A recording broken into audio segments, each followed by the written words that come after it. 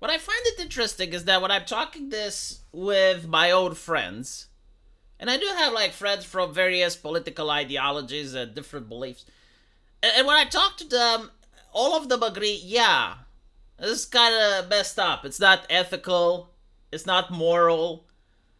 But when I speak with people on internet forums, you will get people that are defending Sony. Unironically, I'm starting to wonder if there is anything that these big corporations can do that the public won't put up with it. So in this situation, PlayStation Store removes purchased movies from libraries after service shutdown. So, like, I was trying to wrap my mind around it. Like, what do you mean? I bought something? Like, I actually paid for it, and now it's being removed? Is this even legal?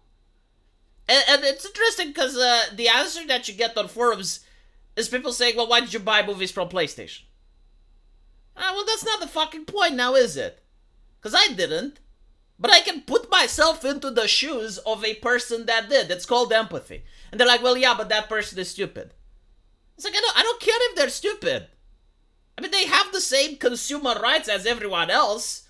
Whether you have low IQ or high IQ, it doesn't matter, right? Like, if you're a customer and you buy something, and I don't care, like, what illnesses that person has or if he got mental issues. No, like, if you made a transaction, if you made a purchase, then you get to have the object that you bought.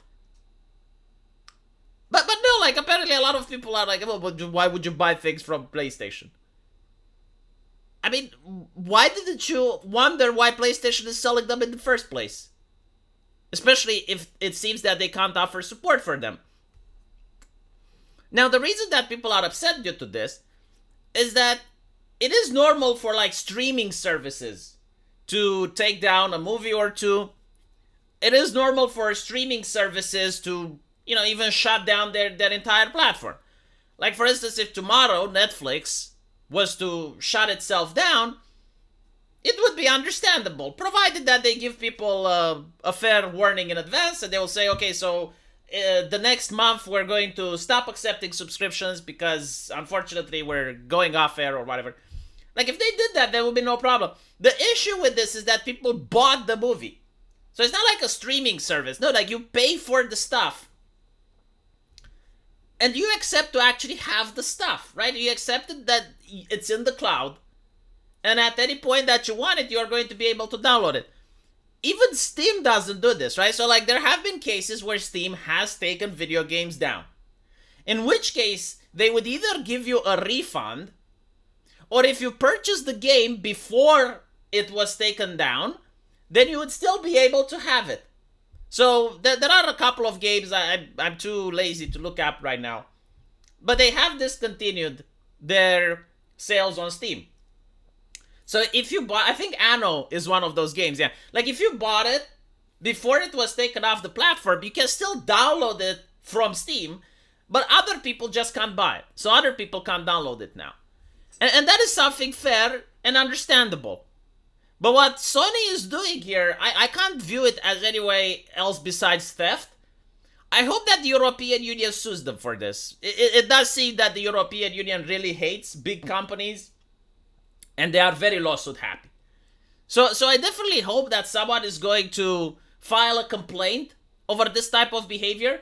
The European Union doesn't give a fuck about your EULA and terms of agreement. No, the European Union has its own laws regarding how you need to conduct your business with European citizens. And if you want to sell a product, you have to abide by EU laws. And in this case, the customer actually has protection. It actually has rights. You can't just push some random TOS bullshit and wave those rights away because you as the company are hoping that people aren't going to read the wall of text before purchasing your product. Right? So this is the thing. And I genuinely wonder, like, do the people who are defending Sony on the internet, like on various platforms like Reddit and Twitter and what have you, are they genuinely, like, fans of Sony? Because, again, it's 2023. The console wars is over. No one cares about consoles anymore. So I'm really curious, like, where do these people spring up from? Like, are there people that are just antagonistic? Or are they genuinely Sony fans? And I would really like to meet a Sony fan, though, because I'm genuinely curious, like, what exactly do you like about the platform? Like what does Sony offer that makes you so loyal to its brand? Because unironically, I can't think of anything. I mean, there's no reason to buy a console in 2023. There used to be a reason in the past. But now that I think about it, for the same price, you can have almost just as good as a PC. You put a little bit of extra money and you have better, and you can actually switch the parts and you can actually tinker with it. But more importantly, PlayStation doesn't even have exclusive games anymore. And to add insult to injury, they said a couple of days ago that they're going to stop allowing support for X, right? So they're going to stop allowing support for Twitter. It's interesting because they still use Twitter, right? Like PlayStation still has a Twitter account. I find that very fascinating. But they basically don't want people to be able to browse Twitter using PlayStation. Which, again, legally speaking, they're allowed.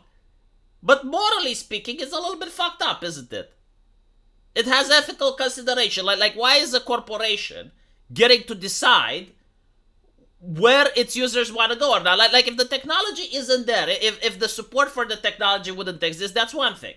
But when you know that the support is there, and they're just using like their corporate policy, like they decide for their customers, because I guess like their customers are incapable of deciding for themselves, and they're saying, well, actually, we do not agree with Elon Musk, and because of that, you're not allowed on his platform.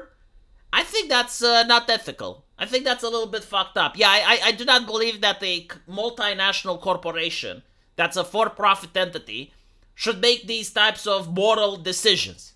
Because it's not a business decision. That's the problem, right? Like, is that something that they do in order to make money? It's a moral consideration. Like, they're basically saying, yeah, we believe that Twitter is an evil place, and we don't want our customers to be allowed to go there. And again, if Twitter is a bad place, what do you have to say about PlayStation, which doesn't give refunds for the movies that people bought? Because again, that's another thing. You can't have the service anymore. That's fine. You could give a refund to people. You don't even have to like give a refund in cash. Like even something symbolic would have worked. Like if you were to give, I don't know, some points that people can use to buy old games. Or if you would give them some access to PlayStation Plus for a couple of months as, we're sorry. Because that's the thing, like I don't know why they're removing these movies. But if they were to make a press statement that they would say, well, look, not a lot of people buy these movies. The cost of the servers is too expensive, so we're going to allow you to keep them on the console if you already downloaded them. But in order to apologize, you also get like a couple of free PlayStation Plus membership for like 2 or 3 months. They're not going to even do that. Why? Because they know they can get away with it. Let me know what you guys think, and as usual, I will see you in the comment section. Take care.